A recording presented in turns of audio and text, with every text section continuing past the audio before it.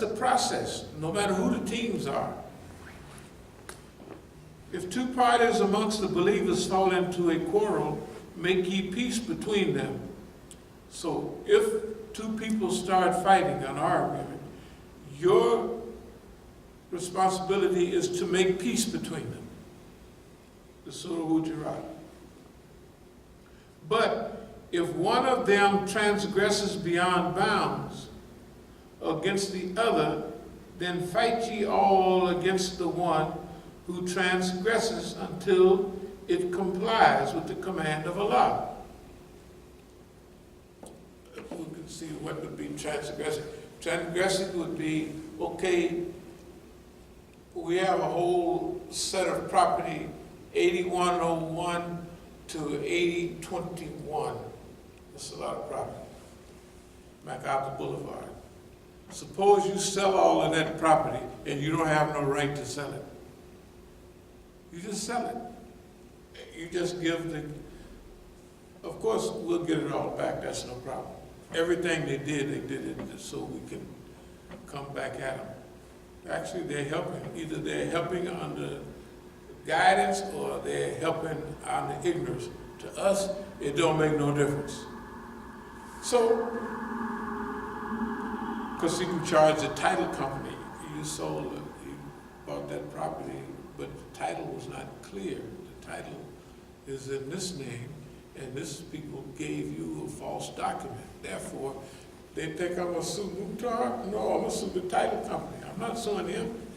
He could have, the money is gone. You'll be sitting there waiting for 30 years to get your money from them. Plus, the government keeps the money. Any of that stuff that happens with money in Oakland, Mukhtar don't have, if he sold that building for $200,000, $500,000, he wouldn't be driving the old raggedy Lincoln around. He would be doing like a nigger do. Now at first he went and bought this old Lincoln, probably back in 2000.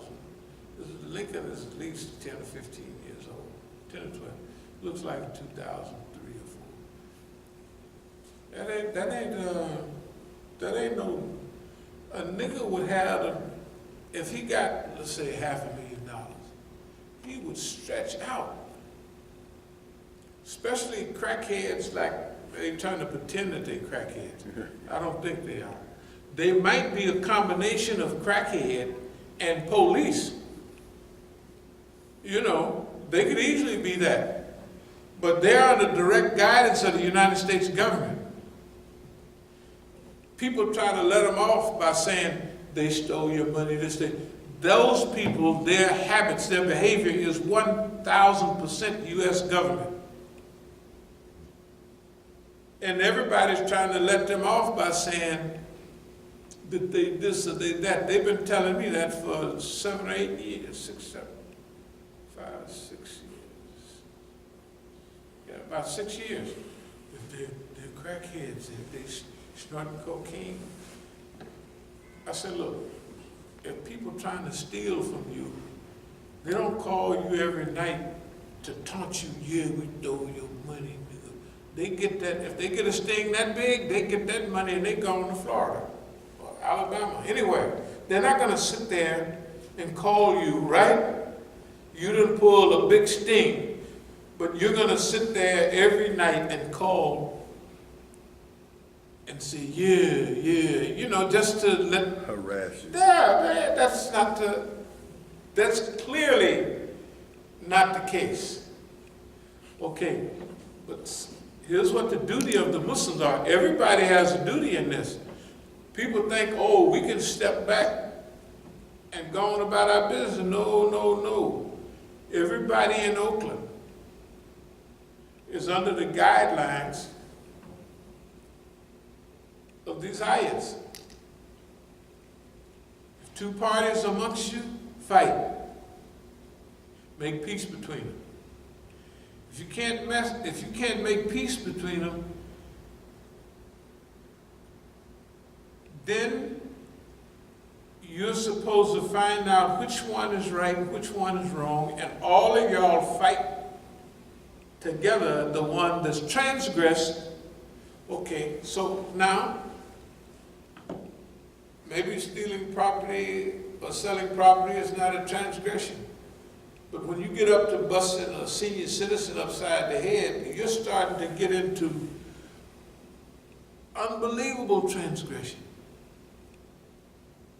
These things just don't happen. The things that happen to our community have not happened in the United States. They have not happened in the United States. You see what I mean? This is what design fitna is. Make this thing visible. Make injustice visible. That's what it is. You got to make it visible so everybody can see it. But if it complies, then make peace between them with justice and be fair, for Allah loves those who are fair and just. So Allah gives you, it's like in the old days when Iran and Iraq was fighting. Iraq invaded Iran. Saddam invaded Iran. What was the Muslims supposed to do? They were supposed to find out, first make peace between them, all the Gulf states, then get together. If they couldn't make peace, find out which one is right, which one is wrong, and then they all get together and fight the one that was wrong, till that one that's wrong returns to the commands of Allah. They didn't do that. Everybody in the Middle East joined Saddam's side, the invader. They enjoyed Egyptian pilots, mercenaries, Sudanese mercenaries, Jordanian regulars, French Exocet missiles, Russian T-72 tanks, T-54 tanks, everything you can imagine. Everybody was on. In fact, the Stark, I don't know if you remember, the Stark was a U.S. ship.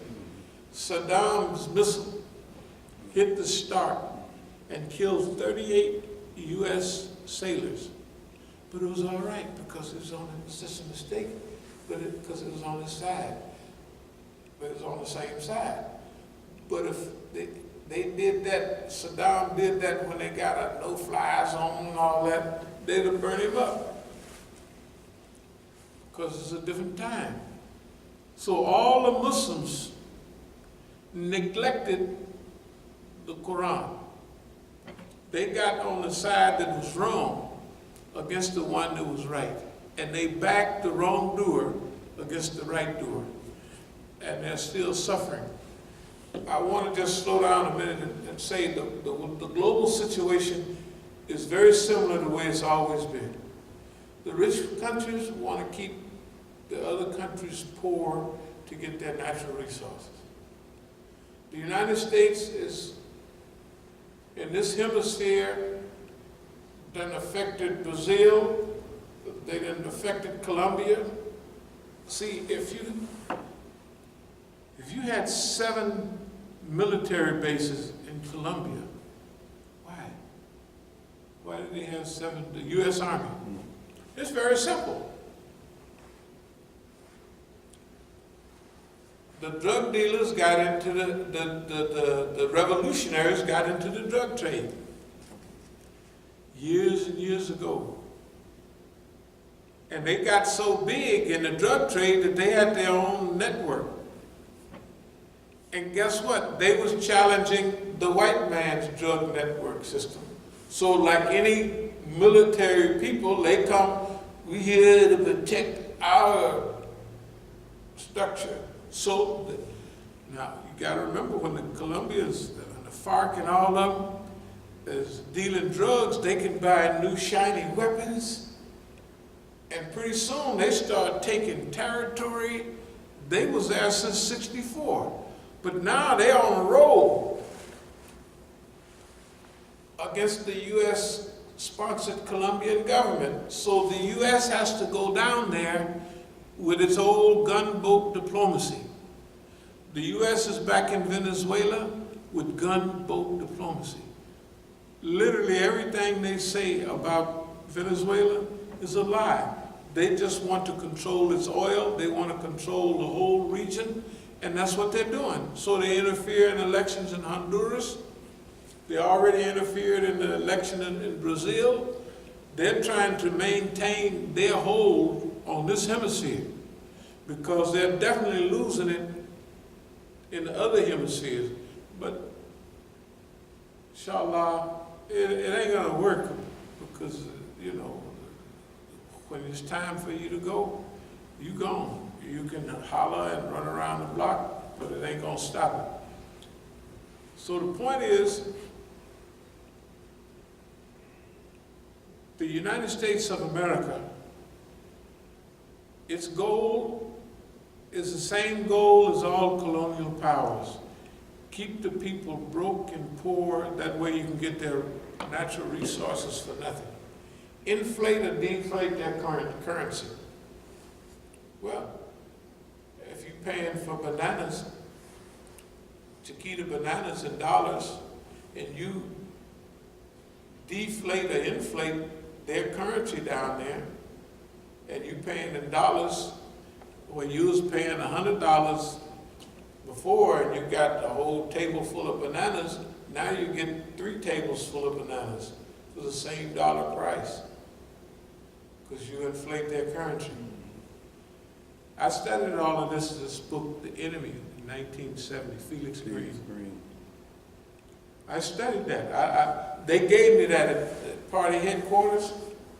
They gave me another book too, Survive, Evade, and Escape.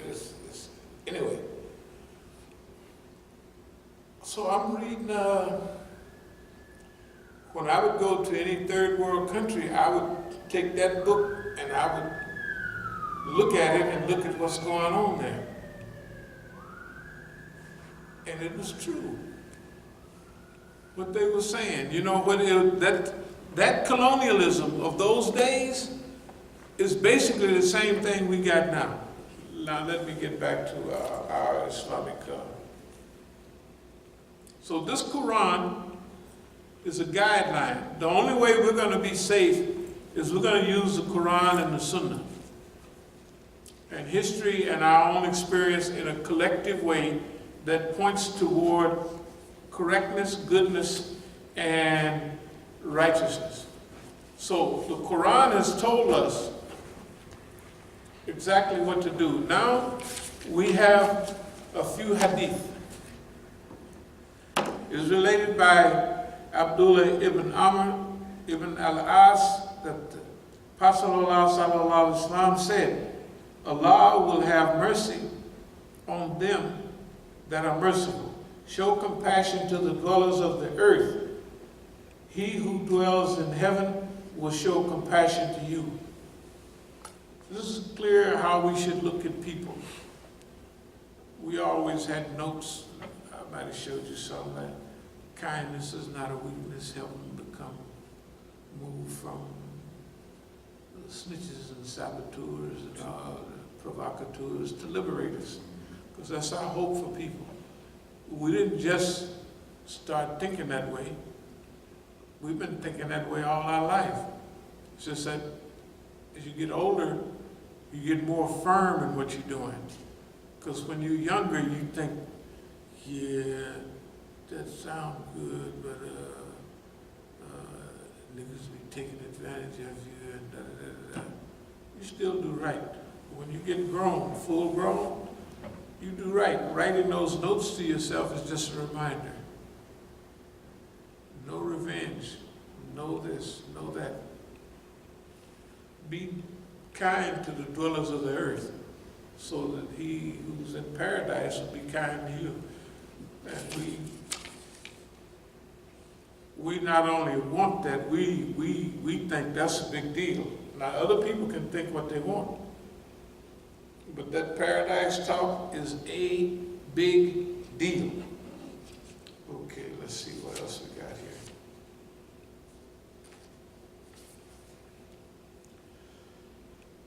It is related by Abdullah ibn ibn Umar radiallahu anhu, that the Apostle of Allah sallallahu alayhi wa sallam said, every Muslim is a Muslim's brother.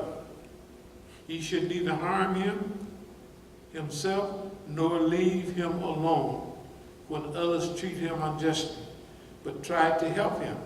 That means our community has been treated unjustly, and everybody is in on it. We went out to, what's the name, for 2 weeks? Adamson. Last week, a guy from Adamson, a Bangladeshi brother, came. We do websites and we help people. We just put down websites, and he determined he wanted to help us. So I gave him some flyers. I said, tell me what kind of website you can do to fix that, or it goes along with that. And I was telling them about the things that happened. I showed them pictures of my oldest son, you know, all patched up and everything. He was not concerned about that. Well, what do you do in the neighborhood? So I got him a stack of flyers and everything. And I didn't tell him what we did over there. I didn't tell him what we did in South Africa. I didn't tell him what we did with whether it's cancer. I didn't tell him all of that. He wanted to say, look, this is what we do out there. Or they want to show you, look at our masjid. It's full of people and yours is empty. Well, yours would be too if you was dealing with this white man like we are. If you was talking to trash